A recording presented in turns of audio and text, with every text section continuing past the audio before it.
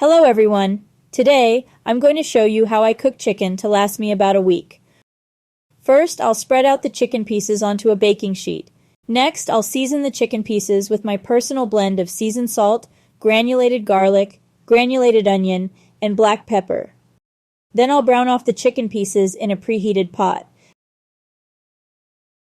Make sure the pot is not too hot, as it can burn the chicken. Due to the limited size of my stock pot, I have to cook the chicken in batches.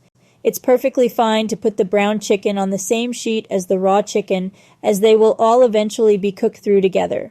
Once all the chicken is browned, I'll put all the pieces back into the pot and cover them with stock, broth, water, or all of the above. I'll then simmer the chicken, covered, until the meat comes away from the bone easily, which usually takes about 2-3 hours.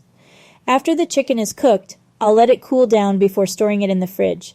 This way I can easily reheat it throughout the week for quick and delicious meals.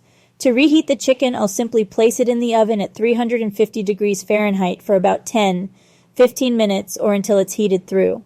Alternatively, I can also reheat it in the microwave for a quick meal. This method of cooking chicken is not only easy and convenient, but it's also budget-friendly. By buying chicken legs on sale and cooking them in bulk, I can save money and have delicious meals throughout the week. Thanks for watching. I hope you found this video helpful. If you have any questions or comments, please leave them down below.